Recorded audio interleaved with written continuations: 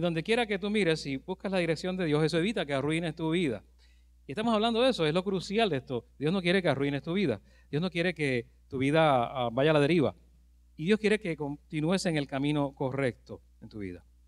Y quizá algunos de ustedes piensan y han pensado, pues yo lo he hecho antes y no me ha funcionado. Entonces vamos a mirar lo que dice la Biblia. Realmente la pregunta es, a veces porque es difícil averiguar lo que Dios quiere que yo haga, o la voluntad de Dios. Porque me confundo, a veces siento que estoy confundido, siento que es difícil buscar dirección. Pero Dios, que es bueno, nos dice que sí nos va a dar dirección. Es más, nos prometió guiarnos, nos promete guiarnos en su palabra. Mira los primeros 3 versos del Salmo 23, que ya miramos parte de eso. Dice, el Señor es mi pastor, nada me falta. Ya lo vimos. En verdes pastos me hace descansar. Junto a aguas tranquilas me conduce, eso también lo vimos. Y me infunde nuevas fuerzas. Ahora aquí está, entonces el verso que quiero que miremos. Dice, me guía por sendas de justicia por amor de su nombre. Entonces Dios es bueno y hace todo esto en tu vida, inclusive guiarte. Voy a darte dirección. Eso está diciendo Dios. Y Dios quizás te ha guiado anteriormente, no es que tú no hayas pasado por esa experiencia. Pero si eres de parte de la familia de Dios, Él quiere hacer eso contigo.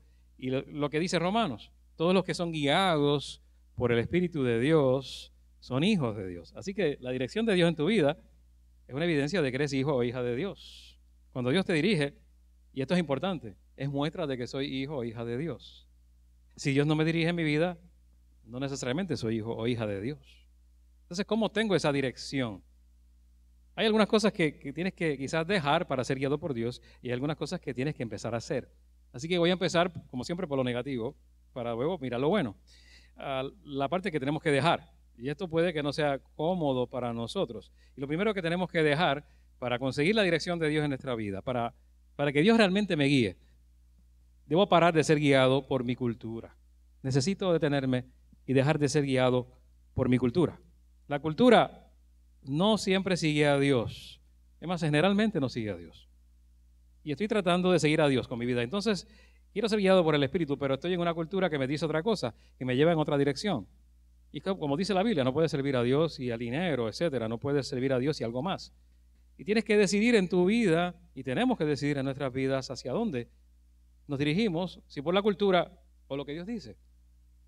Dice la palabra en Éxodo 23:2, no sigas a la mayoría en su maldad. No sigas a la mayoría en su maldad. El consejo de Dios al pueblo de Israel.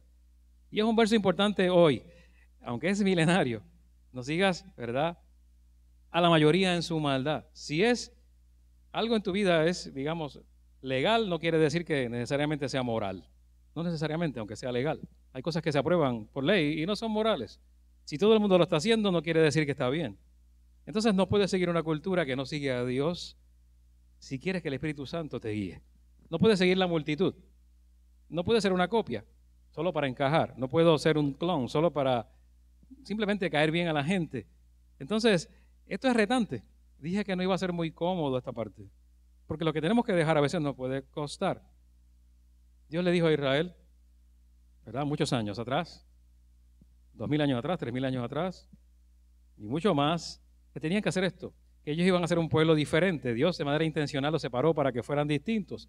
Van a ser distintos al resto de las naciones. Tú eres mi pueblo y quiero que seas distinto. Y lo que vimos es que Israel, y lo que vemos en el Antiguo Testamento es que luchó siempre con esto. Las culturas siempre lo influenciaban. De una forma u otra los controlaban un poco o los influenciaban demasiado y seguían a las culturas circundantes, al paganismo, etc. Ahora en Romanos Dios nos dice a la iglesia, no imiten las conductas ni las costumbres de este mundo. Para que Dios te guíe, tienes que empezar por ahí. Yo no imito las conductas de este mundo. Dejen que Dios los transforme y eso significa ser diferente. Entonces, Dios nos va a transformar ¿en qué? En personas nuevas al cambiarles la manera de pensar. Así que ya no vas a pensar como todo el mundo lo hace. Entonces, aprenderán a conocer la voluntad de Dios para ustedes. Eso es bueno leerlo y detenerse. Porque la razón por la cual a veces no sabemos lo que Dios quiere que hagamos es porque estamos demasiado involucrados en la cultura. Pensamos como el mundo piensa a veces. Y queremos ser quizás bien recibidos. Y no dejamos que Dios transforme nuestra mente porque queremos ser aceptados por los hombres. Y no necesariamente por Dios. Nos reta la cultura. Y hay que aprender a conocer la voluntad de Dios, que siempre es buena, agradable y perfecta. ahí está diciendo que la voluntad de Dios es buena, no es mala, es disfrutable, es algo que no es un mal negocio, no es algo para ti, ¿verdad?, nocivo. A veces simplemente hacer la voluntad de Dios puede traer algún dolor a tu vida, lo puede involucrar, pero siempre es buena, agradable y perfecta para ti. Y eso es lo que Dios quiere hacer.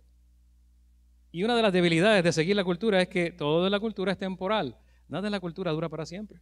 Las modas pasan. Hoy día el pelo largo está de moda, después el pelo corto, después vuelve el pelo largo, la falda larga, la falda corta y vuelve larga. Y eso sigue repitiéndose como un patrón. Los carros cuadrados, los carros redondos y luego cuadrados otra vez. Eso usted lo ve constantemente en la cultura. Así que lo que vemos hoy como de moda, de aquí a unos años no será, y luego en 30 años puede volver algo parecido. Y no podemos seguir esa tendencia porque es temporal. Si sigo la cultura, no estoy siendo dirigido por Dios. Hay una tendencia cultural reciente, de unos años para acá, y no tan reciente, ahí van a ir unos cuantos añitos, podemos contar 10 años o más. Pero el cristianismo está dentro de una deconstrucción. Hay una deconstrucción del cristianismo o una deconstrucción de la fe. Se quiere deconstruir. La gente de Coalición por el Evangelio ha publicado sobre esto, y en febrero del 2022 ellos publicaron que en Instagram habían unas 293.026 publicaciones que utilizaban el hashtag deconstruction, deconstrucción. Eso es parte de la posmodernidad. Se quiere deconstruir todo. Y proviene de personas que se han desconvertido del cristianismo. Se han desconvertido. Eran creyentes supuestamente, sus familias, pero se han alejado. Se han convertido en cristianos que ellos llaman progresistas. Han abrazado el matrimonio y las relaciones entre personas del mismo sexo. Han rechazado doctrinas históricas fundamentales de la fe. O tienen como misión aplastar un patriarcado cristiano blanco en Estados Unidos. Y llaman al cristianismo religión tóxica. Y rechazan, ¿qué? Bueno, rechazan todo lo que el cristianismo ha enseñado por 2000 años, o gran parte de ello, y están rechazando lo que la Biblia llama la sana doctrina. Entonces, cuando nosotros nos dejamos llevar por la cultura, podríamos caer en esta tendencia nociva.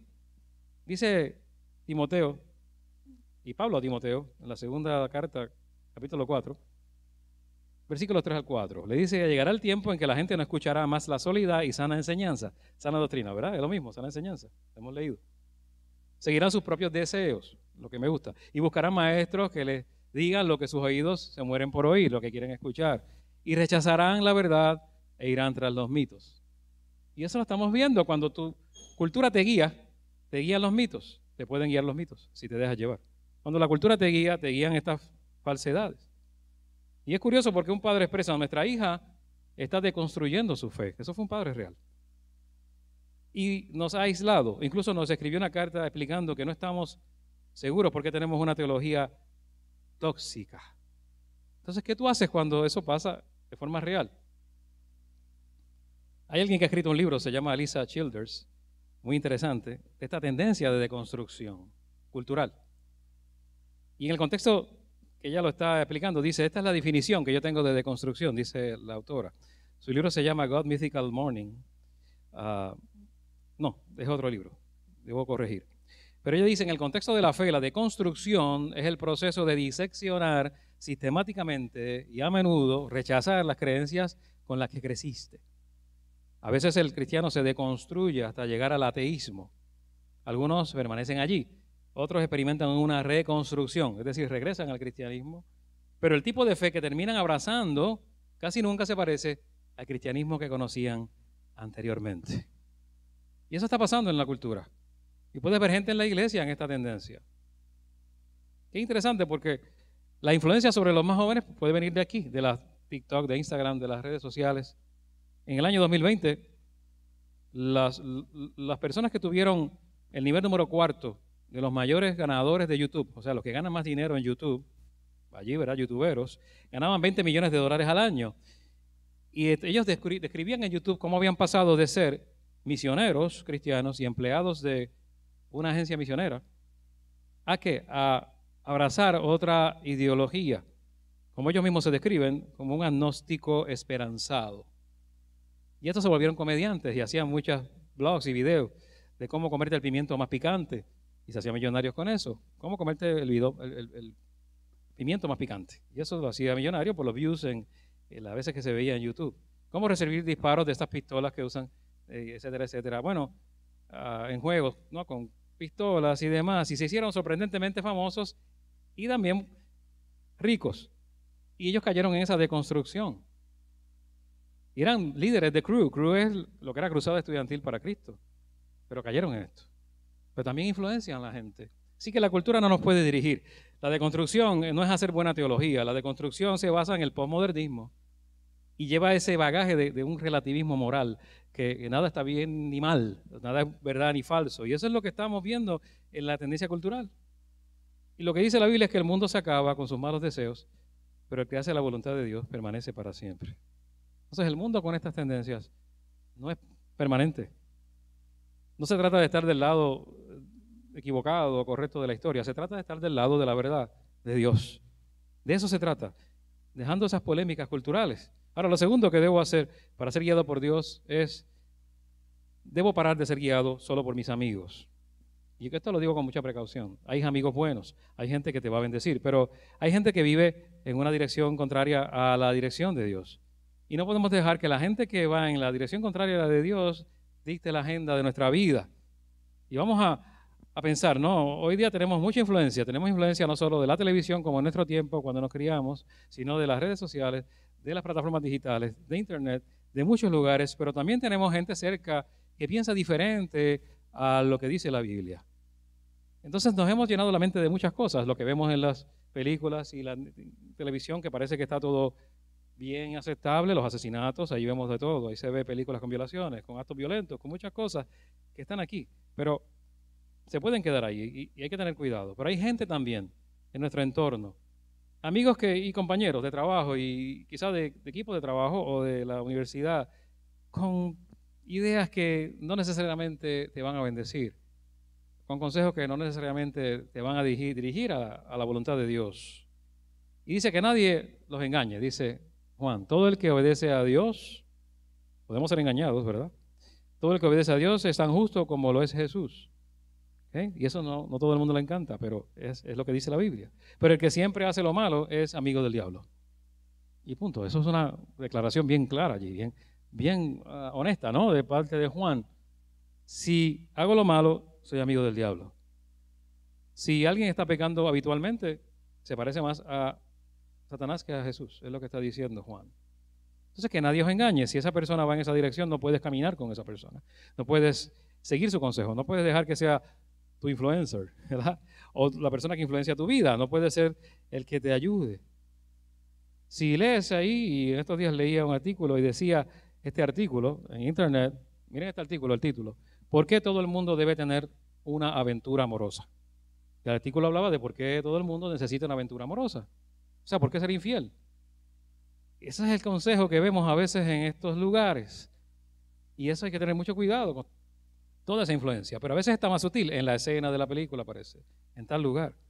Proverbios lo que dice es, la palabra de Dios en Proverbios, camina con sabios y te harás sabio. Júntate con necios y te meterás en dificultades. ¿Con quién caminas? Es lo que está diciendo Proverbios. No puedes volar como un águila si te crías con pavos, ¿verdad? O con gallinas. Nada más. El águila que se cría con gallinas y pavos, pues no aprende. Tiene que estar con las águilas. Y si quieres seguir la dirección de Dios, quieres crecer, elevarte, tienes que andar con gente que te ayude a crecer en esa dirección. Gente que ame a Dios, gente que ame la dirección de Dios, gente que ame la palabra de Dios, gente que ame las cosas de Dios, orar, gente que ame las disciplinas espirituales. No todo el mundo va en esa dirección. Y si eres creyente, Cristo te puso en el mundo para amar sí a todo el mundo, a la gente, pero no al mundo. Son cosas distintas. No al sistema, que se llama mundo. Y eso es una gran diferencia. Dice la Biblia, serás mi vocero. A Jeremías le dice Dios. Tienes que influir en ellos, no dejes que ellos influyan en ti. En esta versión, la Nueva Traducción Viviente, le dice a Jeremías, no dejes que la gente que no me ama sean la mayor influencia en tu vida. No dejes que ellos te influyan, tú tienes que influir en ellos. Y esto es para todos los días, cuando sales a trabajar, cuando vas al mundo, sales a la universidad, donde quiera que estés, a la escuela, cualquier lugar. ¿Eres tú la influencia mayor o te dejas influenciar? Tenemos que ser termostatos y no termómetros. ¿Qué hace un termómetro? El termómetro te dice cómo está la temperatura. La temperatura está a 90 grados, 80, te dice cómo están las cosas. El termostato, ¿qué hace el termostato? En un sistema el termostato regula la temperatura. La baja o lo aumenta. En los carros, ¿verdad? Yo sé que Iván sabe mucho de autos. Lo que hace el termostato es evitar que se caliente demasiado el carro, pero también hace que se caliente cuando lo necesita, cuando lo prendes en la mañana. Y regula la temperatura. El termómetro solo te dice cómo está la temperatura. Tenemos que ser más parecidos a un termostato en la cultura. Tenemos que ser aquellos que regulemos la cultura, no que reflejemos lo que la cultura tiene. No ser iguales que la cultura. Así seríamos termómetros. Pero el termostato regula el ambiente, regula lo que está alrededor, regula lo que está pasando en nuestro ambiente y nuestro entorno circundante. Porque tú estableces el tono. Por tus creencias, tú estableces el tono. Entonces Dios nos ayuda a hacer esto y nos ordena amar a todo el mundo, amar a la gente, amar a todos, pero estar bien claros que no somos como el mundo. Mira lo que dice la Biblia, vamos a mirar, no aman al mundo ni nada de lo que hay en él. Interesante, si alguien ama al mundo no tiene el amor del Padre, 1 de Juan 2:15. Es un versículo que es bien claro. Ahora, usted puede decir, pero entonces podría ser contradictorio decir lo que dice quizá la palabra de Dios en otros versos, ¿verdad? Dios, ¿verdad? Dice su palabra, Dios amó tanto al mundo. Lo que dice Juan también es que Dios amó al mundo y dice que envió a su Hijo unigénito para salvarlo. Entonces tú dices, es que Juan me dice en la carta que no ama al mundo y me dice en el Evangelio que Dios amó al mundo. Bueno, Dios amó al mundo, a la gente, a la humanidad, a su creación. Que envió a Jesús, lo amó tanto que envió a su Hijo Jesucristo a morir por ti, por mí, por nosotros, para darnos vida eterna. Pero no nos llama a amar al mundo, al sistema que se ha creado en el mundo, que es malvado, perverso, y muchas veces va en la dirección contraria a Dios, a ese sistema no. Y ahí está la gran diferencia. Ahora, número 3, debo ser guiado, o debo evitar ser guiado por sustitutos de Dios si quiero ser guiado por el Espíritu de Dios. No puede haber ningún sustituto de Dios en mi vida y a esos sustitutos le llamamos ídolos. Yo he predicado de la idolatría anteriormente, no quiero abundar demasiado, pero cuando la gente sustituye a Dios por algo o por alguien, entra en este juego. Y entonces lo dirige o nos dirige a otra cosa que no es Dios. Y en la Biblia hay abundantes ejemplos de esto. Cuando seguimos algo diferente a Dios, hay consecuencias nefastas en nuestra vida. Si usted lee la historia de la humanidad, el ser humano ha buscado dirección en todos lados y en lugares que tú dices eso no tiene ningún sentido, ilógico y hasta ridículo. Y es así de ridículo. Usted puede mirar los horóscopos, la astronomía, usted puede mirar la gente que intenta definir el futuro, adivinarlo, la adivinación, la cartomancia, todas estas predicciones y pronósticos. En el Imperio Romano, la forma de tratar de descubrir la voluntad de lo que debían hacer, ¿no? Y qué estaba bien, qué era correcto, si iban a ir a la guerra o no, si iban a ir a la batalla o no, si iban a ganar o no esa batalla, era consultando el hígado de un animal. Imagínense, discernían el futuro con un hígado. ¿Cómo es posible que un hígado dijera lo que va a ocurrir? Entonces se construyó Roma sobre esa idea de que un hígado de un animal, que era el órgano más pesado, podría indicarle a alguien, sacarle el hígado a un animal y eso podía decirle, según se veía el hígado, qué tenían que hacer. Y cosas como estas, insólitas. Y nosotros podemos caer en algo parecido, mucho más sofisticado, si no nos cuidamos. Puede haber algo moderno, la inteligencia artificial o algo más allá, que lo miremos como lo que nos va a guiar, y es como el hígado. ¿Okay? No es Dios, no es el Espíritu de Dios. El rey de Babilonia, dice la Biblia, ahora se encuentra donde se dividen los dos caminos. Él iba a atacar a un pueblo y no sabía qué hacer. Y está indeciso sobre a quién atacar, dice Ezequiel. ¿A Jerusalén o a Rabá? Así que él convoca a sus magos, dice el Antiguo Testamento, en busca de presagios para que le adivinen la suerte. Ellos resuelven las flechas de la aljaba y examinan hígados de animales sacrificados. Esa era la manera de buscar las decisiones, cómo tomarlas, de buscar dirección. Ahora, uno se pregunta, yo estoy haciendo algo yo similar que parece muy lógico hoy, pero no está bien, porque eso se llama adivinación. Las cartas del tarot, horóscopo, cosas que ustedes no hacen, yo sé que no hacen, pero hay muchos ejemplos. Las llamadas líneas psíquicas del pasado, de los 80, famosas de los 80. Pero hoy día, ¿qué hacemos? En algunos lugares en Rusia tiran frijoles en el suelo y luego, según la imagen que salga de frijoles, ahí toman decisiones. Y eso se hace en Rusia. Hoy día no es un cuento. Todavía eso está en algunas culturas. Nada de esto nos puede dirigir. Nada que sea místico, nada que sea mitológico debería guiarnos. Dice, no permitas que nadie practique la adivinación en Deuteronomio, ni que busque señales para decir lo que sucederá en el futuro. No permitas que nadie practique la hechicería, ni trate de hacerle brujerías a la gente. No permitas que nadie consulte a fantasmas o espíritus, ni que sea espiritista. Todos los que practican eso son abominables al Señor tu Dios. Y uno puede pensar, esto es del pasado. Bueno, en nuestra cultura existe. En nuestra cultura todavía eso está por allí. Quizá no tan visible como antes, quizá la gente lo niega, pero el punto es que cualquier cosa que sustituya a Dios se vuelve ídolo y no te puede guiar. No puede ser tu guía. Y a mí me preocupa lo sofisticado que se oyen algunas cosas hoy día, algunas filosofías, y la gente las cree. Hay como un culto a esta cuestión de la tecnología, y hay un culto a muchas cosas. No es que sean malas todas en sí mismas, pero no puedo tomar, por ejemplo, las IA, ¿no? Las inteligencias artificiales y pondiosarlas, divinizarlas. Mucho cuidado, porque necesitamos ser dirigidos por el Espíritu de Dios. Lo cuarto es que debo parar de ser guiado por mis circunstancias. Las circunstancias no es lo que debe guiar tu vida. No es lo mejor. Es un terreno que no es bueno para tomar decisiones, solo las circunstancias. No es que sean, no es que no tengan valor en mi vida, debo decir, pero no voy a decir si voy a casarme con alguien solo por las circunstancias, o si voy a escoger una universidad, o si con quién me voy a casar. Nada de esto por las circunstancias. Las circunstancias varían mucho, ya lo hemos visto en el Antiguo Testamento. No podemos decir, bueno, como me levanté tarde y tengo sueño, pues Dios quiere decir que no debo ir a la iglesia. Entonces tú piensas, pues esa es la circunstancia.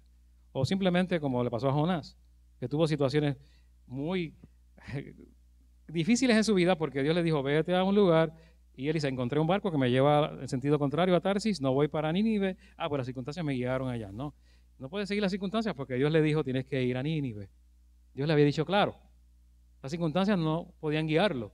No importa que consiguiera un barco y económico y hacia el sentido contrario, ¿no? Eso no debió guiar a Jonás.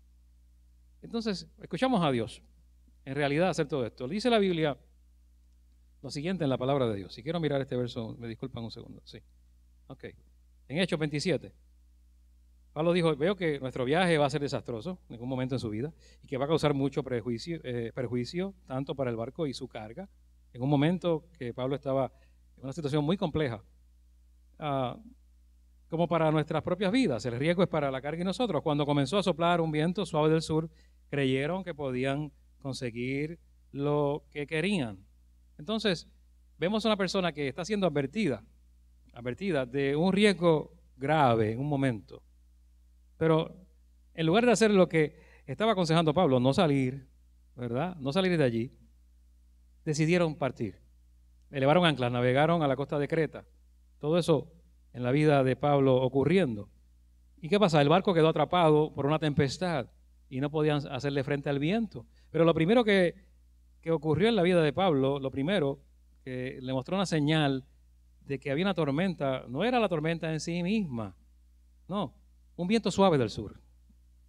¿Verdad? Cuando comenzó a soplar un viento suave del sur, esa era la señal, la advertencia.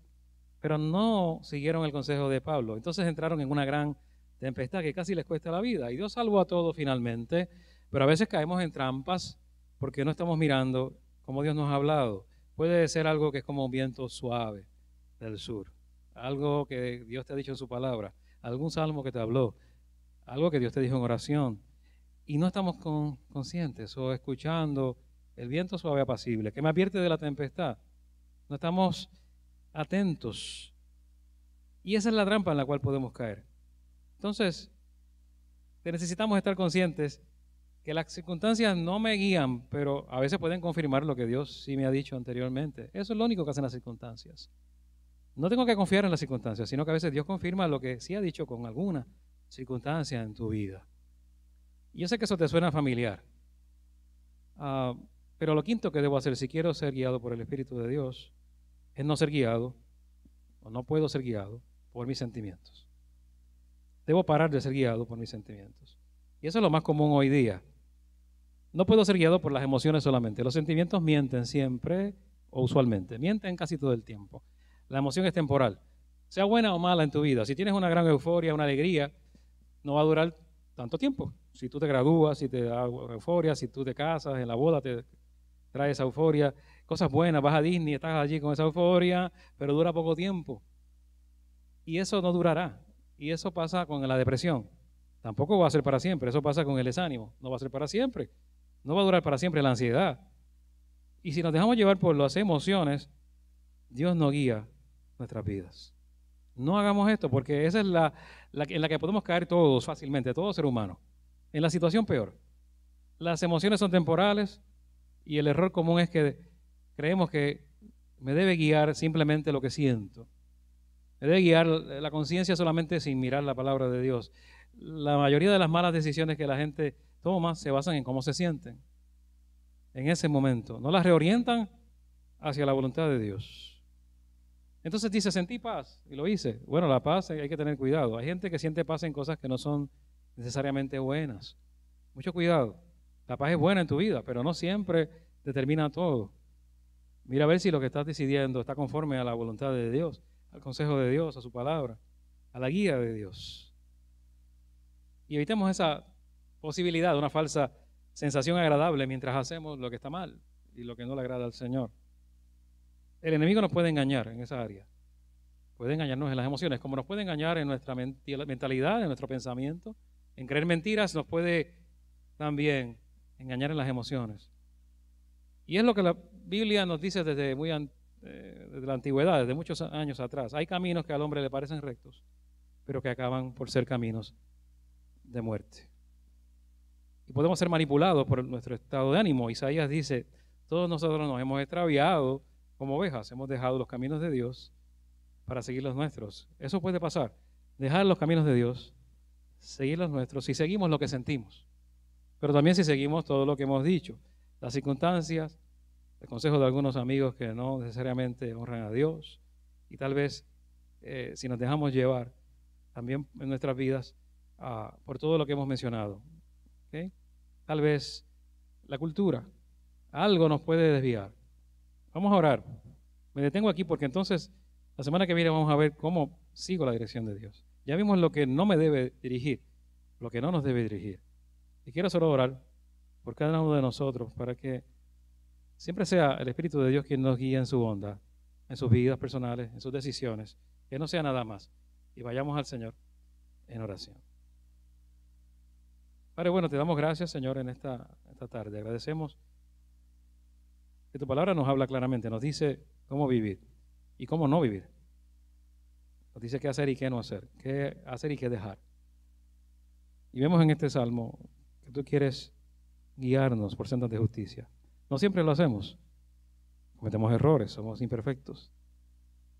Lo reconocemos y pedimos perdón, pero también queremos que nos ayudes a dejar lo que nos está guiando si es algo que tú no quieres. Sea la cultura, sean amistades que no te siguen, sea quizás cada una de las cosas que vimos, nuestros sentimientos que a veces nos engañan o nos confunden. Quizás en nuestra vida hay sustitutos, cosas que quieren sustituirte. Que no caigamos en ese juego, sino que miremos tu palabra y que tu Espíritu nos